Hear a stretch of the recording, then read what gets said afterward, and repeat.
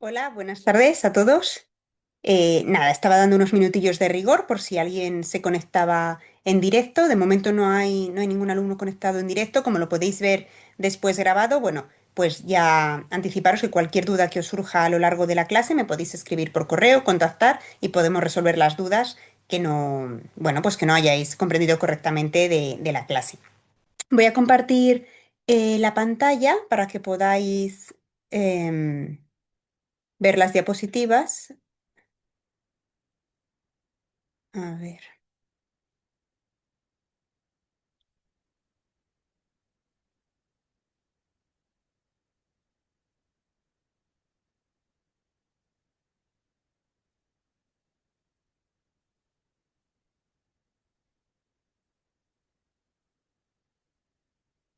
vale.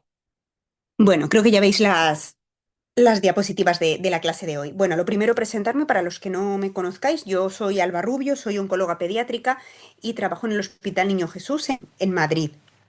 Mi actividad está dedicada a los ensayos clínicos precoces, es decir, a la investigación clínica. Y ese es el motivo por el cual, pues, ejerzo de coordinadora de precisamente esta asignatura, la investigación en oncología y hematología pediátricas. Vamos a aprovechar esta clase de hoy para hacer una pequeña introducción de la asignatura, ¿vale? Alguna cosa que os quiero contar muy sencillita de la asignatura como coordinadora y luego ya vamos a dar paso a la primera clase que tenéis de esta asignatura, ¿vale?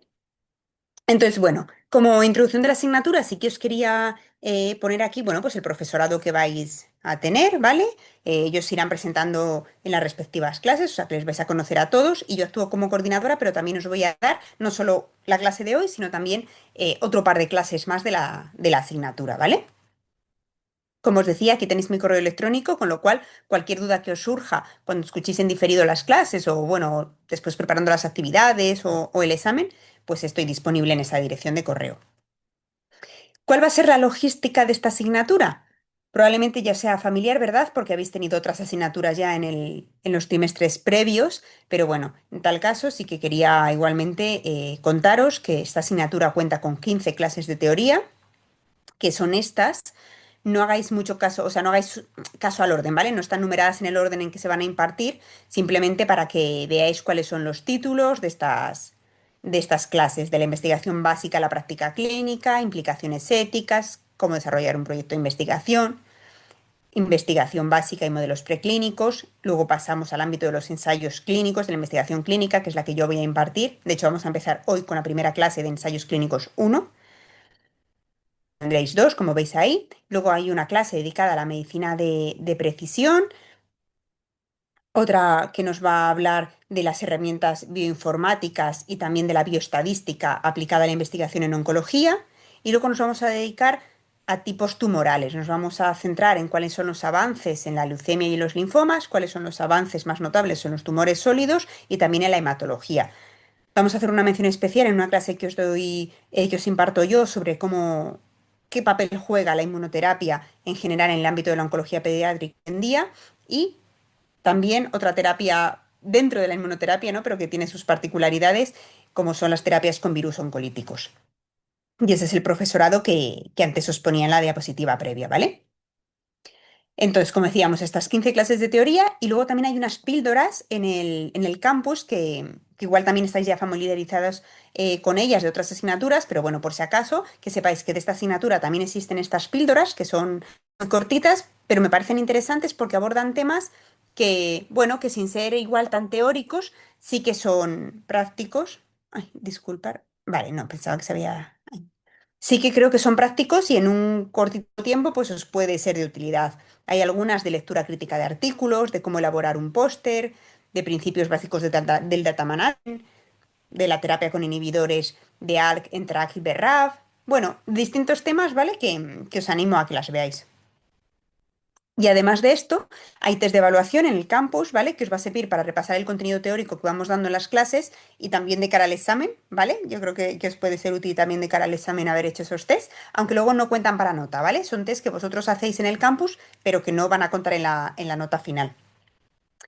Vamos a tener tres test de repaso. Aparte de esta introducción que os estoy dando, vamos a hacer una clase de repaso que va a haber después de cada una de estas actividades, ¿vale? Porque hay tres actividades. dentro de la asignatura. De manera que después de cada asignatura haremos una clase de repaso para, pues, para corregir entre todos y ver qué dudas ha habido de cara a esa actividad. Estas son las actividades. Las podéis encontrar en el campus publicadas. La primera actividad se denomina de la idea al proyecto de investigación y es una actividad que es individual, o sea, que no la hacéis en grupo, sino que la hacéis pues vosotros mismos, ¿no? Y lo que pretendo es que esta vez que establezcáis un proyecto de investigación sencillito. Simplemente que escribáis una pregunta científica, unas hipótesis, unos objetivos. Bueno, yo creo que es un ejercicio que probablemente, aunque estéis inmersos ahora en escribir la tesis, o igual digáis, bueno, pues yo no me voy a poner a hacer un proyecto de investigación ahora. Bueno, pero sí que creo que a lo largo de vuestra carrera profesional, el tener unas nociones sencillitas de cómo plantear un proyecto de este tipo puede seros útil. La fecha de entrega la tenéis en el campus, ¿vale? Es el 23 de marzo. Esta es la primera de las de las actividades. Luego, como os decía, después de esta actividad haremos una clase de repaso justo para corregir entre todos esta actividad. Y luego tendréis la actividad 2, que en este caso es un poco diferente, porque son realmente casos prácticos de los ensayos clínicos. Es también individual, vais a ir contestando esos casos clínicos del ámbito de los ensayos clínicos y esta es la fecha de entrega, ¿vale? El 27 de abril. Y luego la actividad 3 es una actividad un poquito diferente porque en este caso la hacéis en grupo, ¿vale? Y lo que consiste es en generar una idea que puede ser una de las ideas que habéis hecho para la actividad uno, ¿vale? Porque realmente lo que quiero es que esa idea de proyecto de investigación lo escribáis en formato de solicitar una beca. Porque como probablemente sepáis, para llevar a cabo un proyecto de investigación, pues la mayoría de las veces necesitamos una financiación que tenemos que pedir en una forma de una beca, de un grant.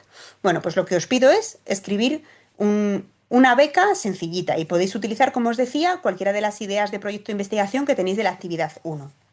Y esta la hacéis en grupo. Y la fecha de entrega sería el 25 de mayo.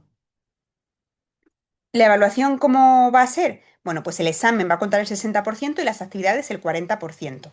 Os dejo también ahí las fechas de los exámenes. Creo que ya tenéis todos el calendario, pero bueno, por si acaso, con las fechas ordinarias y extraordinarias, tanto de los exámenes como del depósito del TCM. Y también un poquito a modo de introducción de la asignatura. Fijaros, pongo aquí, ¿no? He buscado qué significa investigar, qué es la investigación, ¿no? ¿Qué es de lo que trata esta asignatura? Pues a mí me gusta decir que investigar no deja de ser las preguntas que cada uno nos hacemos en la cabeza en nuestro ámbito profesional, pero escrito de una manera sistematizada. Es decir, a veces en nuestra mente, ¿verdad? Tenemos curiosidades, pero no nos paramos a decir, venga, ¿cómo lo voy a ordenar? ¿Cómo voy a intentar resolver estas curiosidades que tenemos? Bueno, pues no es más que sistematizar esta curiosidad que como humanos nos puede surgir cuando trabajamos.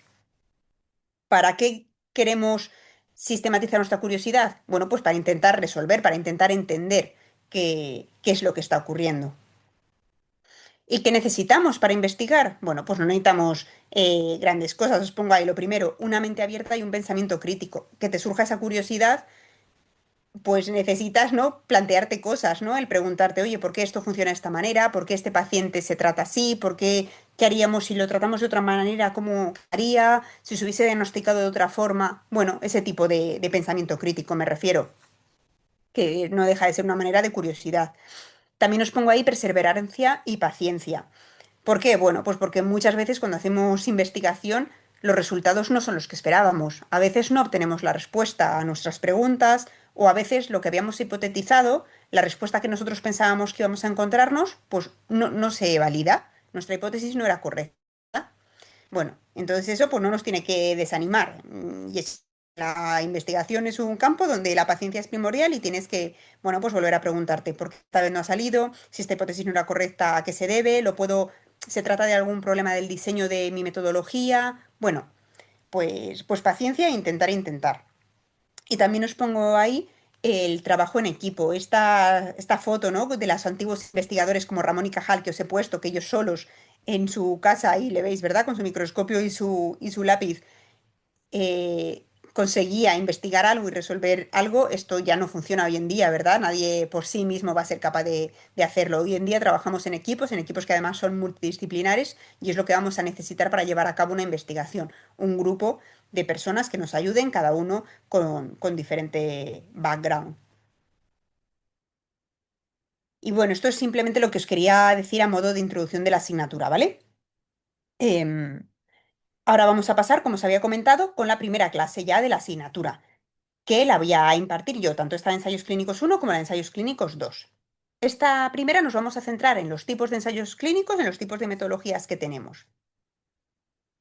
Fijaros el índice de la clase, vamos a hacer una pequeña introducción de qué significa que se cree un fármaco, o sea, cómo una potencial molécula llega a ser un fármaco que nosotros como médicos podemos prescribir.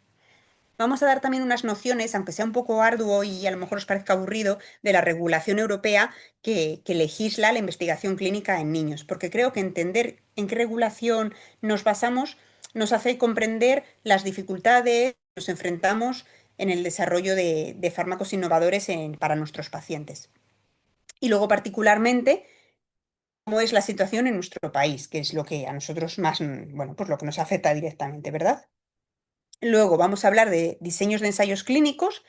Nos vamos a centrar en unos diseños un poquito pues, raros, ¿no? Diferentes, que son los ensayos Basket, Umbrella o Platform. Y luego vamos a dar unas nociones de farmacovigilancia en los ensayos clínicos, ¿vale? Bueno, algún concepto que sí que quiero que conozcáis y luego vamos a hacer ejemplos prácticos de cómo sería la farmacovigilancia en un posible paciente para acabar de entender estos conceptos. ¿Qué es un ensayo clínico? Bueno, pues un ensayo clínico es cualquier investigación en la que se estudia cualquier cosa, no tiene por qué ser un fármaco, puede ser un dispositivo médico, por ejemplo, o una invención, pero esta investigación se hace en seres humanos, en personas. ¿Para qué? Pues para ver si es seguro y si es eficaz. Eso es un ensayo clínico.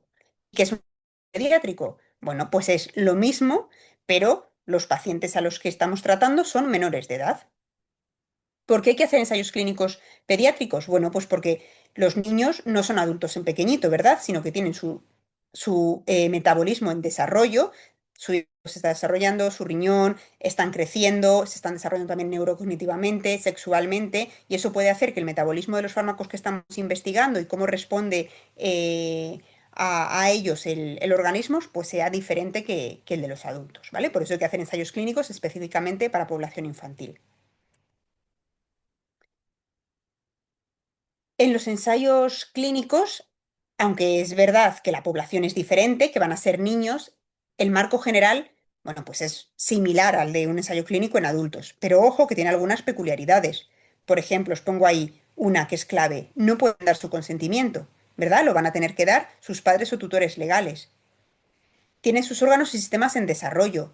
No consiste solo en pensar eso, pues, oye, son más pequeñitos, ¿no? Si a un adulto le doy Aumentina de 500, pues a un niño que pesa la mitad, pues le voy a dar la mitad del sol. No, no funciona así, ¿verdad? Porque pueden, de hecho, tener metabolismos que incluso vayan más rápido en determinados fármacos que en adultos y que a lo mejor un niño necesita más dosis que el adulto. Bueno, no es una cuestión, ¿verdad?, de estar desarrollando el organismo. Y luego otra peculiaridad que es importante a la hora de hacer investigación clínica es que afortunadamente las enfermedades graves en niños son raras. Eso desde luego es una suerte, pero si tú quieres investigar un fármaco en esa enfermedad rara, pues ya no te parece tanta suerte, ¿verdad? Porque se tarda mucho en investigar en una enfermedad que es muy poco prevalente. Necesitas mucho tiempo de investigación para obtener esos resultados. Y eso es una peculiaridad que tiene la investigación clínica en niños. Estas características diferentes, estas peculiaridades de los niños no nos tienen que hacer excluirles de la investigación. Al revés, les tenemos que proteger con la investigación. Realmente, si dejamos excluidas algunas poblaciones con esa falsa idea de cuidarles mejor, imaginaros, ¿no? Pues no voy a investigar en niños, pobrecitos, encima de sus órganos en desarrollo, a saber lo que va a pasar. O, por ejemplo, ¿no? En otra población que también muchas veces se la ha excluido históricamente, en las mujeres embarazadas. Pues tampoco vamos a investigar porque a ver si la vamos a liar, a ver qué va a pasar. Al final eso no les estamos haciendo un favor a esas poblaciones, porque ¿qué pasa? Que esas poblaciones necesitan fármacos nuevos, necesitan acceder a la innovación. Cuando se pongan malitos los niños no vamos a saber qué tratamiento darle porque precisamente no hemos investigado en ellos. Con lo cual, los niños deben ser protegidos con la investigación y no de la investigación, ¿vale?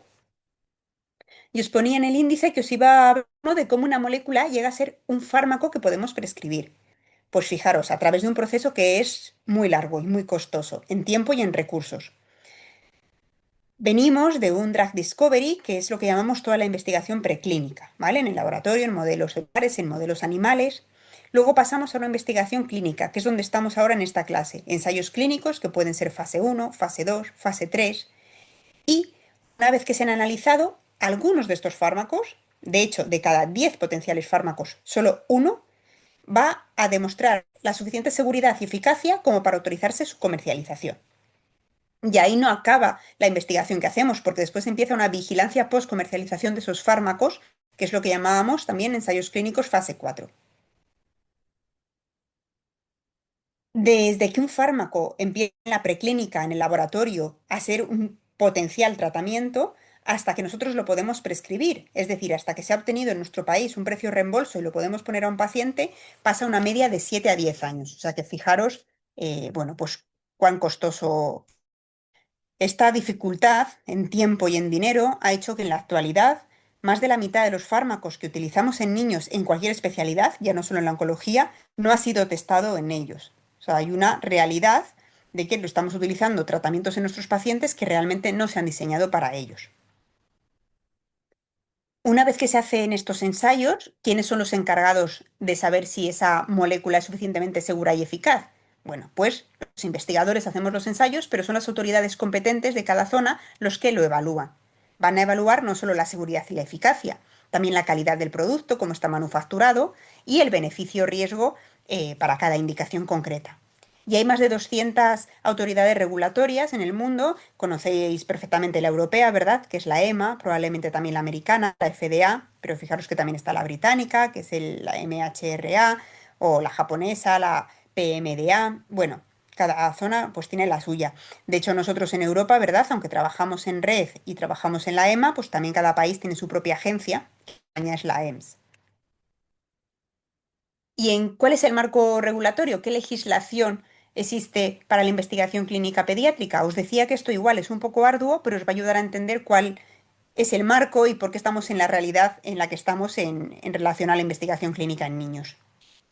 A partir de los años 90 empezó a haber iniciativas para regular precisamente la investigación clínica en niños, porque antes no existía ninguna regulación en este aspecto. Y los primeros que establecieron una regulación fueron los americanos. La primera figura legal, el primer marco regulatorio de la FDA fue el BPCA, ¿vale? Que empezó en 2002. Lo que hacía. Lo que hacía era dar un premio a las farmacéuticas que llevaran a cabo de manera voluntaria ensayos clínicos en niños.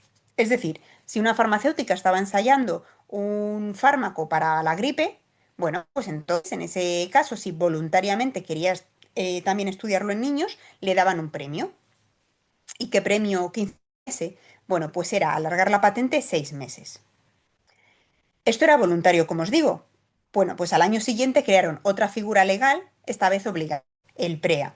Como que dijeron, no, bueno, tanta voluntariedad no está dando los resultados que queremos, vamos a hacer algo obligatorio. Y en esta ocasión es obligatorio, bajo esta legislación, que la compañía farmacéutica investigue en niños siempre que la misma enfermedad también ocurra en niños. Es decir, por ejemplo, en el ejemplo de la gripe que os decía, si una farmacéutica está estudiando un fármaco contra la gripe, como la gripe es una enfermedad que también ocurre en niños, están obligados, bajo esta legislación, a evaluar el fármaco en niños. En este caso, esta figura, como os digo, es obligatoria, no tiene un premio ni es voluntaria.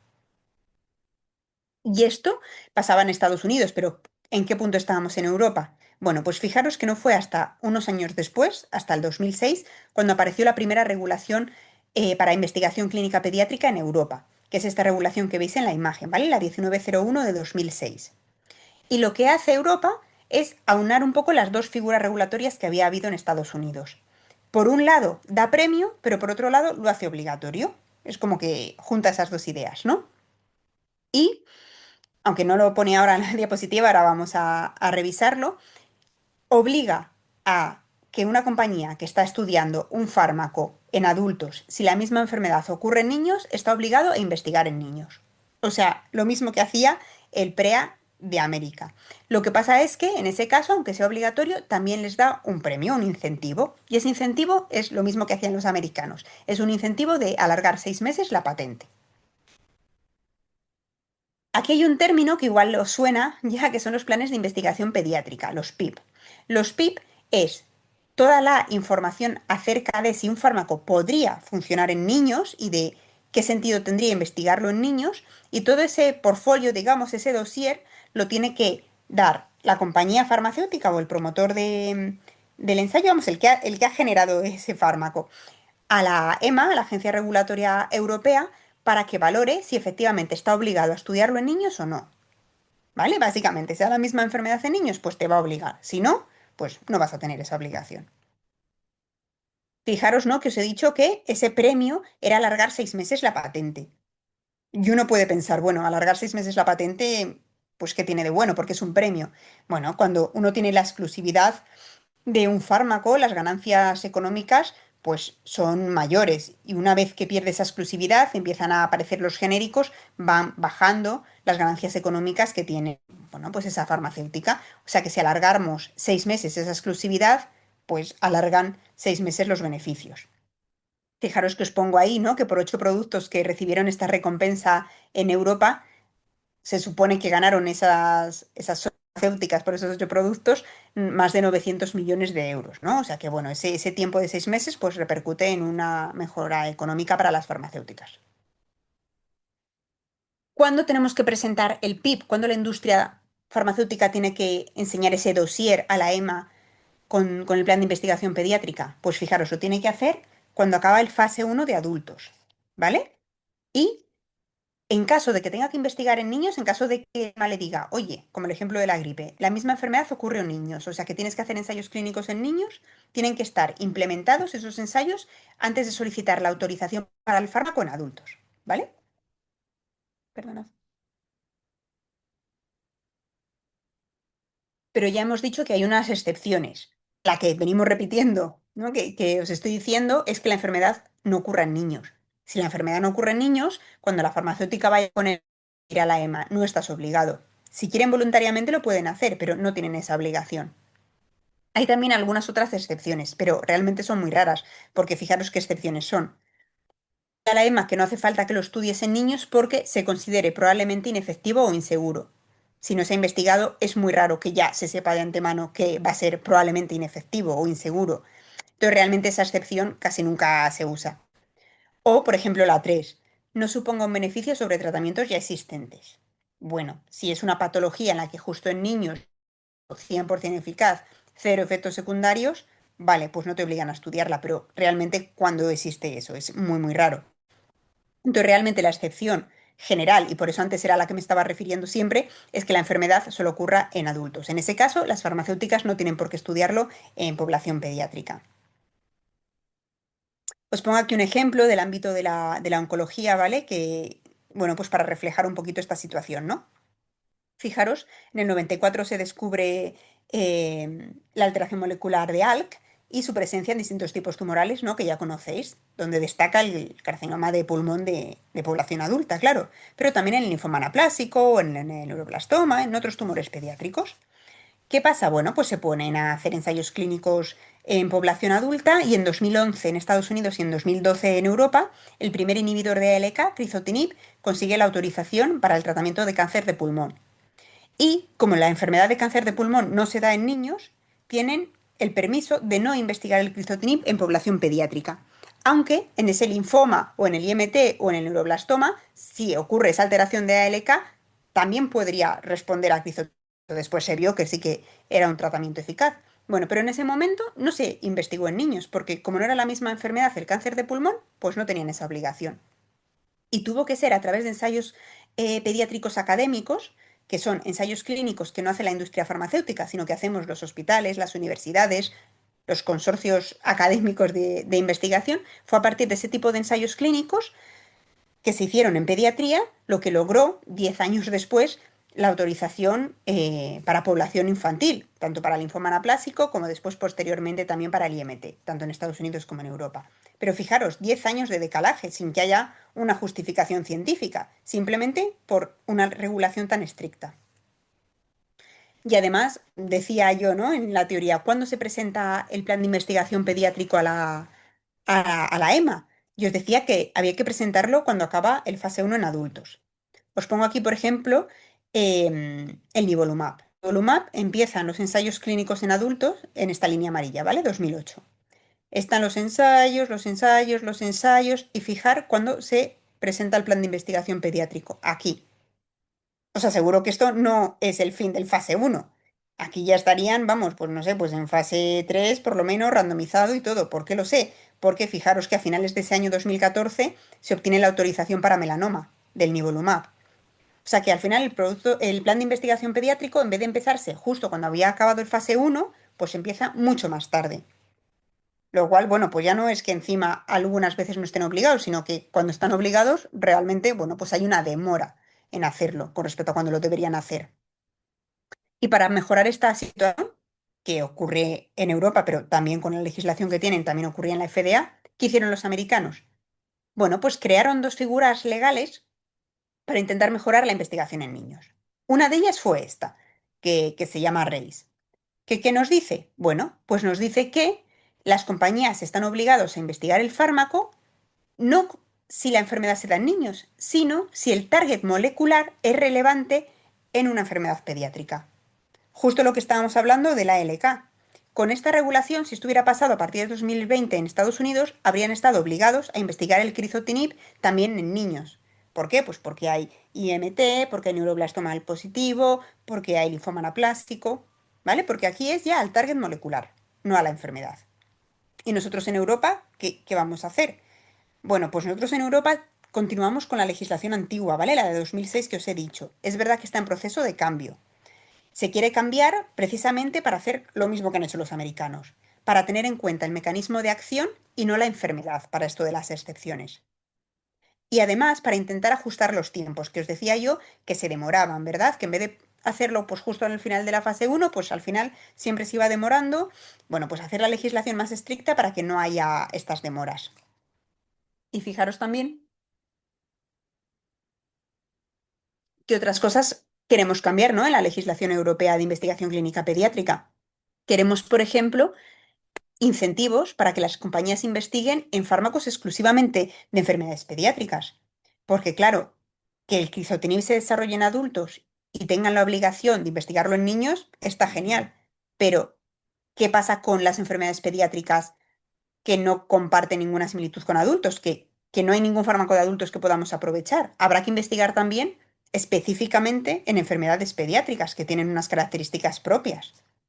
Bueno, pues eso también se quiere introducir, ¿no? En la nueva legislación.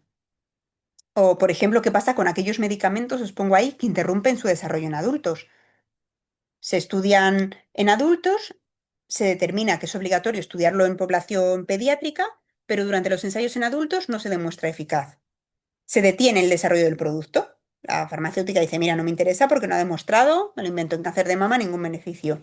Bueno, pues en ese caso no están obligados a acabar con los ensayos pediátricos. ¿Vale? Aunque al principio hubieran estado obligados. Con lo cual, bueno, pues eso también es algo que se quiere recoger en la nueva legislación. O, por ejemplo, el último punto es importante también, el requerimiento de formulaciones. ¿Qué son las formulaciones? Bueno, pues el hacer esa pastilla los niños puedan tomar adecuadamente. Por ejemplo, si yo tengo el crizotinib para mi paciente con neuroblastoma y mi paciente con neuroblastoma tiene 2 años, no se va a poder tomar una pastilla así. Tendrá que haber una suspensión oral de crizotinib y esto tendrá que ser obligatorio y estar regulado. ¿Vale? Bueno, pues todas esas cosas forman parte de la nueva estrategia farmacéutica europea que se está ahora diseñando. El siguiente punto del índice, si recordáis, ahora que ya conocemos cuál es el ámbito regulatorio en el que nos movemos, podemos decir, vale, bueno, pues en nuestro país exactamente ahora, ¿cómo estamos? Bueno, pues, ¿cómo estamos? Pues ha habido una mejora desde los últimos años. ¿Por qué? Ya sabéis uno de los motivos, por los cambios en la legislación europea. Si antes no había ninguna legislación regulando la investigación clínica pediátrica, y a partir de 2006, y eso quiere decir que hay algunos fármacos que obligatoriamente se tienen que investigar en niños, eso hace que aumente el acceso a nuevos fármacos en niños desde 2006 en Europa y en España como país europeo pues también. Pero no solo ese es el motivo, también considero que hay otros motivos. Por ejemplo, la incorporación de centros españoles a consorcios de investigación internacionales. Como os pongo aquí este ejemplo, que es el ITCC. A ver, que es esta diapositiva que os pongo aquí. El ITCC, no sé si lo conocéis, pero es un consorcio, bueno, pues muy importante de investigación clínica donde participan, bueno, pues todos esos países que veis, ay, perdón, todos esos países que veis y centros de laboratorio para intentar impulsar desde la academia estos ensayos clínicos.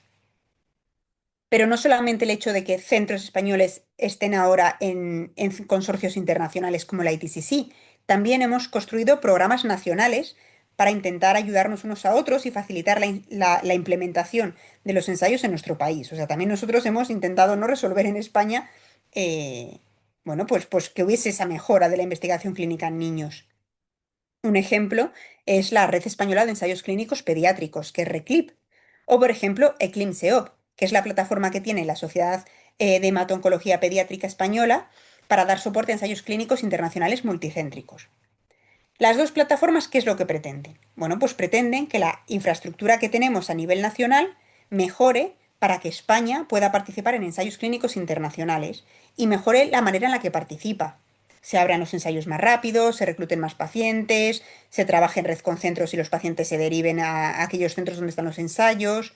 Bueno, llevar a cabo todas las actividades que conlleva un ensayo clínico de una forma lo más optimizado posible para que España sea competitiva y nuestros pacientes españoles tengan acceso a estos nuevos tratamientos.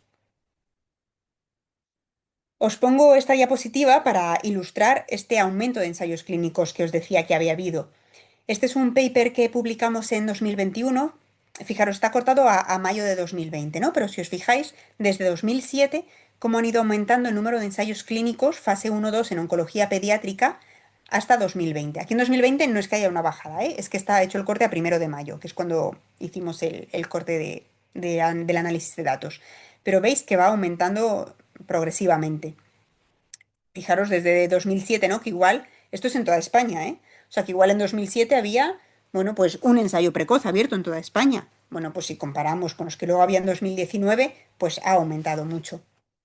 Y me gusta también de esta diapositiva recalcar, si veis en las barritas, la parte oscura son aquellos ensayos clínicos que están sponsorizados por la industria.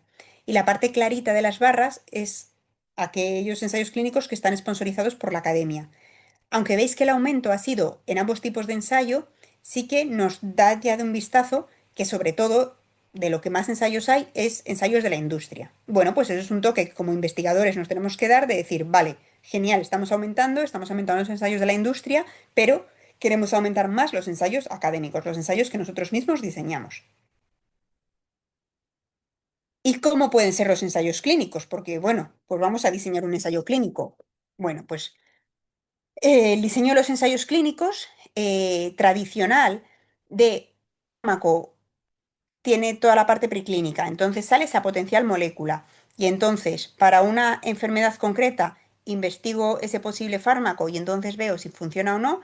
Eso si lo hacemos para un montón de fármacos y además ahora, ¿no? Que conocemos más de la biología de los tumores, pues al final, perdón, os lo pongo aquí, va a haber como muchos fármacos que investigar en una población que justamente al principio de la clase os decía que es pequeña, porque realmente las enfermedades graves como el cáncer pediátrico son raras.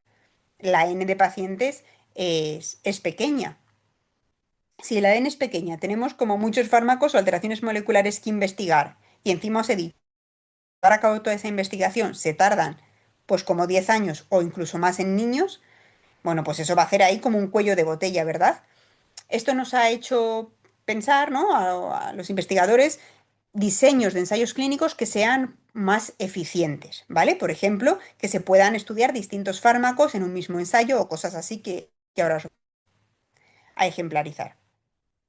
Y este tipo de diseños de ensayos nuevos que puedan juntar varios fármacos o varias enfermedades es lo que se denominan ensayos clínicos complejos, ¿vale? Os pongo ahí que se considera que un ensayo clínico tiene un diseño complejo, varias ramas separadas que podrían constituir ensayos clínicos de manera individual. Es decir, si tú ves que en un ensayo, cuando abres el protocolo, pues hay varias enfermedades, varios tratamientos, que si los separas podrían ser ensayos clínicos independientes, bueno, pues estás ante un ensayo clínico complejo. O manera más resumida, en el segundo punto os pongo que combina múltiples preguntas clínicas en un mismo estudio. Es lo mismo. Es decir, pasamos de un diseño clásico, como es el que os pongo en la diapositiva, para el medicamento A, el fase 1, el fase 2. Para el medicamento B, el fase 1, el fase 2. Así para todos, con lo que se supone que hemos dicho de tiempo y de dinero.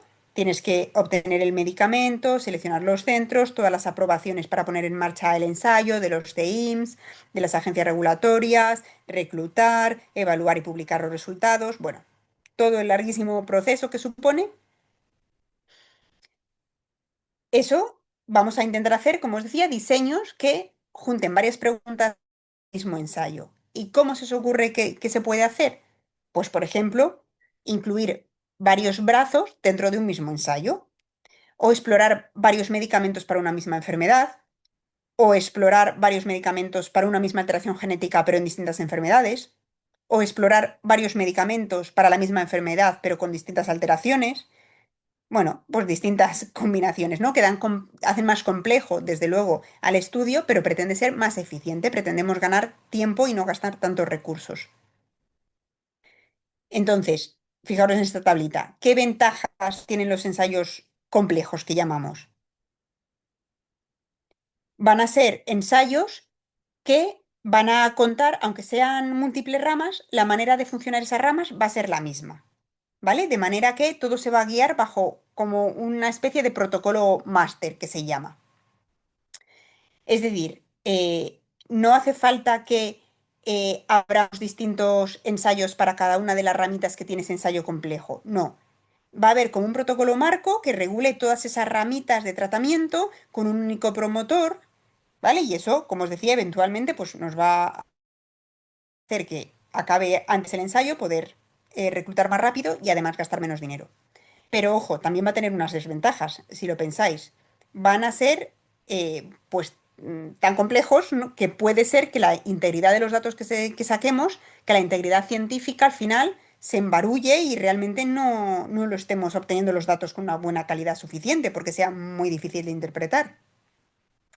O que igual, bueno, pues pueda ser más difícil garantizar la seguridad del paciente si no es el mismo tipo de enfermedad, de la misma manera. Bueno, al final este tipo de ensayos complejos requieren, bueno, pues un nivel de experiencia y una capacitación de los centros mayor que los ensayos clínicos tradicionales o más sencillos, ¿vale? No complejos. Bueno, este es un ejemplo de un ensayo clínico que tenemos abierto en España, que es un ensayo complejo, que es el ensayo SMART. Tiene un sponsor internacional, fijaros cómo funciona, que en este caso es académico, es el Hospital Gustave Roussy de París, y luego tiene coordinadores nacionales, como que hacemos de promotor a nivel de cada país que está dentro del ensayo, ¿no? Que por ejemplo, bueno, pues es el Hospital Niño Jesús en España, en los que actuamos de coordinador nacional. Y dentro de cada país hay abiertos varios centros. Bueno, pues en España nosotros somos el coordinador abierto, no solo en nuestro hospital, sino también, en este caso, Valdebrón y La Fe, ¿vale? Y así con todos los países. Y el promotor internacional se encarga de unas tareas, el coordinador nacional de otras y luego el ensayo de otras. ¿Cuál otras? Bueno, pues el reclutamiento de pacientes, ¿no? Sí, básicamente. Fijaros algunos ejemplos que os voy a dar de protocolos complejos. Ya os he hablado de este término de protocolo máster. ¿Qué significa protocolo máster o protocolo maestro? Es un diseño único que está hecho para que dentro de él se puedan evaluar distintas hipótesis, ¿vale? Es decir, con una infraestructura común, como el ejemplo que os ponía de SMART, el protocolo se va a diferenciar como en distintas herramientas de tratamiento, en distintos subestudios, digamos, pero que van a mantener cosas en común, como la operativa de funcionamiento, las pacientes, cómo se van a recopilar los datos, ¿vale? Va a haber determinadas cosas que estén bajo ese paraguas de protocolo maestro, pero dentro de ellos como mini subestudios. Dentro de estos protocolos complejos que tienen protocolos maestros con varias ramitas debajo, por simplificarlo, hay distintas definiciones, distintos tipos de ensayos. Los más comunes son los ensayos tipo basket, los ensayos tipo umbrella o los ensayos tipo platform. Por ejemplo, esto es igual un poco complejo, ¿vale? Simplemente no lo quiero hacer muy, bueno, pues muy arduo. Fijaros simplemente en los dibujitos. Por ejemplo, los basket trial, ¿qué son? Bueno, pues los basket trial hay un solo tratamiento, pero para múltiples enfermedades. ¿Por qué? Pues por ejemplo, ¿no? Os ponía antes el ejemplo del crizotinib. Bueno, pues imaginaros que hago un ensayo con el crizotinib y hay múltiples enfermedades, pero puedo meter el linfoma anaplásico, puedo meter el neuroblastoma positivo, puedo meter el IMT, puedo meter el carcinoma de pulmón. Pues, bien, el carcinoma de pulmón no le meteríamos, ¿verdad? Porque como no es de nuestra población pediátrica, no nos interesaría. Pero bueno, distintas enfermedades, pero una única intervención. O, por ejemplo, el Umbrella Trial. una única enfermedad, pero múltiples intervenciones. Por ejemplo, una única enfermedad, em, los gliomas de bajo grado, pero dependiendo su alteración molecular, a unos les voy a dar un inhibidor de BRAF, a otros un inhibidor de NTRK, a otros un inhibidor de MEK. Bueno, pues eso es un ensayo umbrella.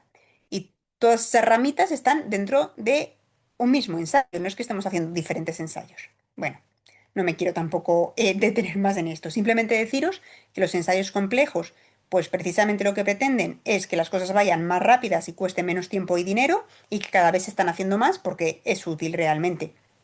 Fijaros en esta revisión sistemática, ¿no? Que, bueno, pues identificó varios ensayos complejos, concretamente sobre todo eran de tipo basket, pero también había alguna umbrella y alguno tipo platform. Fijaros cómo a lo largo del tiempo esta revisión sistemática vio que habían ido aumentando las publicaciones sobre estos ensayos. Antes prácticamente pues nadie hablaba de estos ensayos complejos y en 2019, bueno, pues era pues mucho más prevalente haber publicado un ensayo complejo, sobre todo en Estados Unidos y en Europa. Entonces, como conclusiones del diseño de los ensayos clínicos tipo Basket, Umbrella y Master Protocol, pues se han visto favorecidos en los últimos años por una serie de circunstancias. Ya no consideramos a los tumores como enfermedades estáticas, ¿vale? Sino que sabemos ahora cómo es su biología, sabemos que son enfermedades genéticas que se pueden comportar de manera diferente, incluso dentro de la denominación de una única enfermedad. Esto ha hecho que se hayan desarrollado contra estas alteraciones moleculares una amplia gama de nuevas moléculas. Y hay que buscar alternativas, son necesarias alternativas para que no se haga ese cuello de botella que os decía yo de evaluar cada molécula en cada enfermedad. Sin embargo, como habéis visto, simplemente no con la diapositiva ya salta a la vista que son, bueno, pues complicados, que tienen unos retos su utilización de este tipo de ensayos y bueno, pues que los centros pues tienen que estar capacitados para poderlos llevar a cabo, ¿vale? Y por último, en la última parte de la clase, me quería centrar en la farmacovigilancia de ensayos. La farmacovigilancia es la ciencia relacionada con la detección, la evaluación, la comprensión y la prevención de los acontecimientos o eventos adversos que tienen los medicamentos. Esa es la denominación de la farmacovigilancia. Tenemos que implementar sistemas que nos permitan identificar estos efectos adversos, almacenarlos, describirlos, analizarlos, registrarlos, para poder llegar a concluir cómo es la seguridad de un determinado fármaco. Identificar la seguridad, las señales de seguridad de forma rápida nos va a permitir adoptar medidas rápidas, necesarias, informar a los profesionales sanitarios y a los pacientes de los posibles riesgos de los nuevos tratamientos. Este esquema creo que es un esquema que puede ser útil y vamos a pasar en él los casos clínicos que vamos a hacer, ¿vale? Fijaros que un evento adverso o acontecimiento adverso lo vamos a sacar como serio o no serio. Serio va a ser aquel efecto adverso que nos va a conllevar una hospitalización, pone en peligro la vida del paciente o le hace un daño que es irreversible, ¿vale? Un daño congénito irreversible o la muerte. Es decir, hospitalización, grave peligro su vida, un daño congénito o fallecimiento. Eso es un evento adverso serio. Todos los demás serían no serios. Cuando son serios, clásicamente lo llamamos SAE, o en español, acontecimiento adverso grave, AAG. Tanto un evento serio como no serio pueden estar o no relacionados con el producto de investigación cuando hacemos un ensayo. Vale. Cuando está relacionado con el producto de investigación, podemos hablar de que es una reacción al producto de investigación. Si está relacionado con el producto de investigación, cabría preguntarnos en nuestra cabeza si es algo que era esperado o era inesperado. Si es inesperado, es lo que llamamos SUSAR, que es una reacción adversa, inesperada y grave al fármaco en investigación. ¿Vale? Bueno, yo creo que con este cuadrito delante ahora con los ejemplos, igual es más fácil que contándolo así de palabra. Em, entonces, antes de pasar a los casos clínicos, repasamos un poco, ¿no? Los conceptos. Evento o acontecimiento adverso. Sería incidencia, os pongo ahí, en la salud del sujeto que está en un ensayo clínico tratado con un producto de investigación.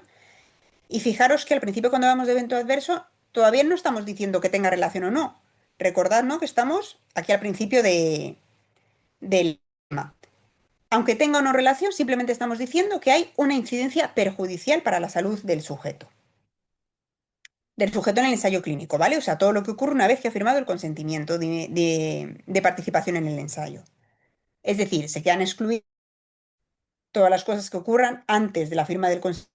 O, por ejemplo, os decía yo, una hospitalización es un evento adverso serio y vale cualquier hospitalización. Bueno, pues no, las hospitalizaciones por una situación social, el paciente se ha quedado sin casa, hay que hospitalizarle. Eso no es un evento adverso, ¿vale? Ni serio ni no serio, porque no es una incidencia que haya ocurrido perjudicial para la salud del paciente.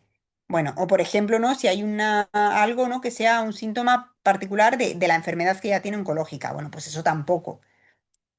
Pero bueno, son incidencias en la salud que ocurren en un paciente que está incluido en un ensayo clínico, aunque no tenga que ver con el tratamiento en investigación. ¿Y a qué llamaríamos, cómo llamaríamos si efectivamente tiene que ver con el producto en investigación? Bueno, pues lo llamaríamos a efecto adverso, reacción adversa. Y luego algunos pueden ser graves. Os decía, produce, o sea, hay que hospitalizar al paciente.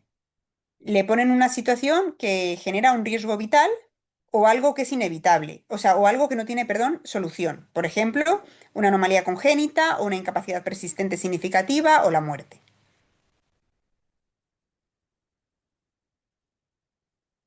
Estos efectos adversos, además de decir que existen, vamos a decir cuál es su intensidad, ¿vale? No solamente si son serios o no, sino, por ejemplo, si yo os digo, este paciente tiene anemia, no tiene por qué ser un efecto adverso serio, un SAE, si no ha requerido la hospitalización, no le pone riesgo vital, no le ha producido la muerte, no le ha generado ningún daño permanente o congénito. Pero dentro de que tiene anemia el paciente, puede que sea una anemia de tener 10,2 o puede tener 5 de anemia, de hemoglobina. Es decir, hay, ¿verdad? Un ratio de esa intensidad. Bueno, pues eso lo gradamos con esta guía que se llama así, el ZCAE, ¿vale? Es la guía para gradar las toxicidades que ocurren en los ensayos clínicos. Yo os pongo ahí, nos permite hablar todos el mismo idioma respecto al efecto adverso. Claro, porque si para uno igual yo os digo, el paciente ha tenido una anemia, un poquito de anemia, o una anemia moderada. Eso realmente, ¿verdad? No es un término científico, porque igual para mí moderado es 8 y para otro moderado es 10, yo qué sé. No, bueno, pues cada uno nos vamos a esa guía y ya no hablamos de anemia moderada, sino que decimos anemia grado 2 o anemia grado 3 o anemia grado 4, ¿vale? Entonces, vamos a ver los ejemplos prácticos que os decía que pienso que es la mejor manera de entender cómo es la farmacovigilancia en los ensayos clínicos.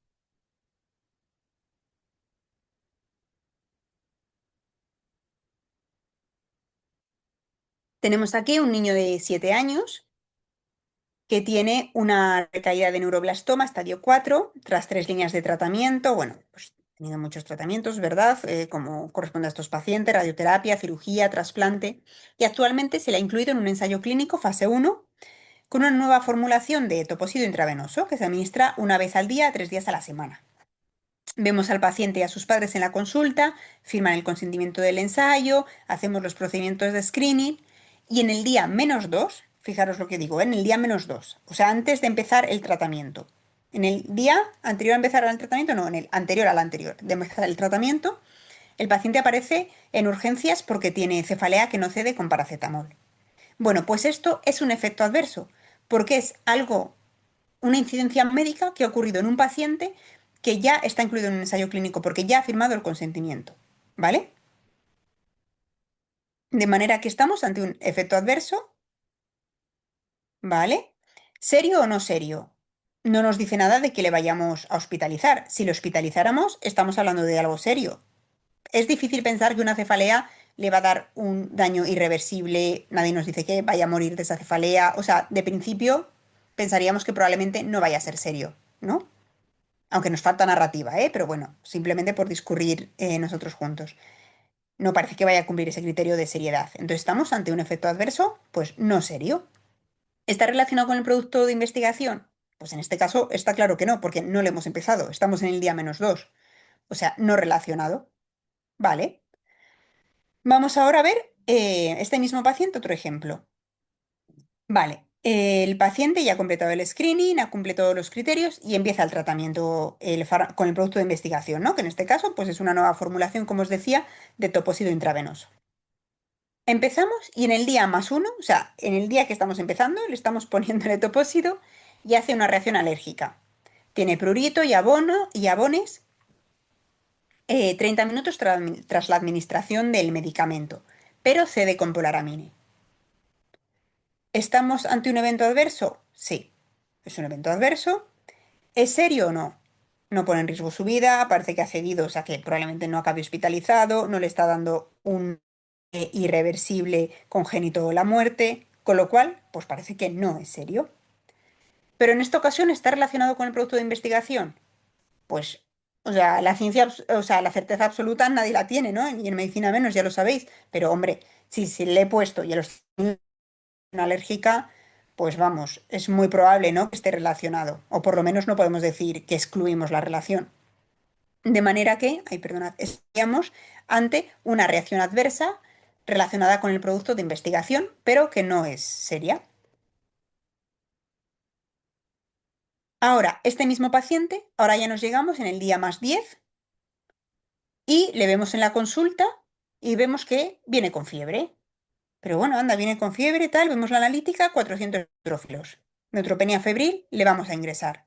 Le vamos a poner antibióticos intravenosos y no vamos a poner de momento más etopósido intravenoso hasta que el niño no mejore y a ver cómo va.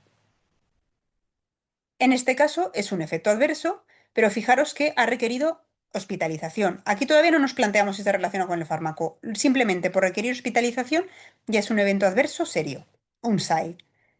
Y ahora podríamos pensar, ¿estará relacionado con el producto de investigación?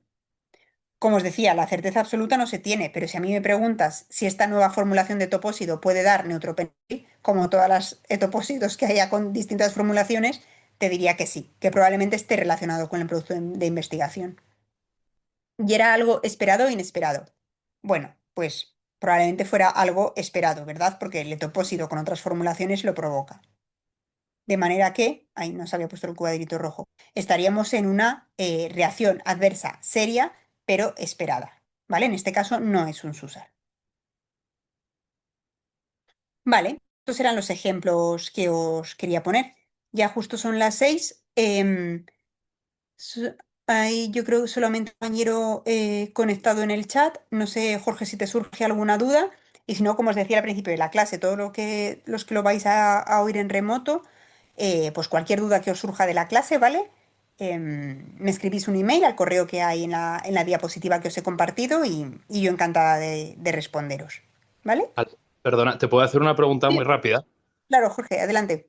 Mira, o sea, es que estaba pensando, o sea, el caso que has puesto, por ejemplo, de la reacción alérgica. Sí.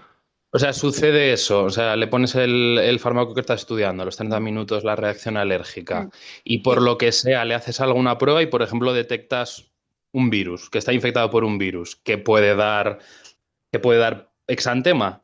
Mm. Entonces, que quizás es liar mucho el nudo, pero No, en... pero puede pasar, esa es la realidad a la que nos encontramos.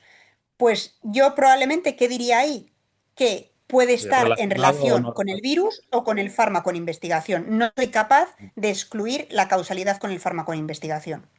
Vale, o sea que ahí asumirías, o sea, lo considerarías relacionado porque pues puede estarlo o no estarlo y ante la duda pues lo Claro, me considero. parece que con la información que tengo no puedo decirte certeramente que no esté relacionado. Entonces, yo pondría que posiblemente relacionado con el fármaco en investigación o con infección viral documentada.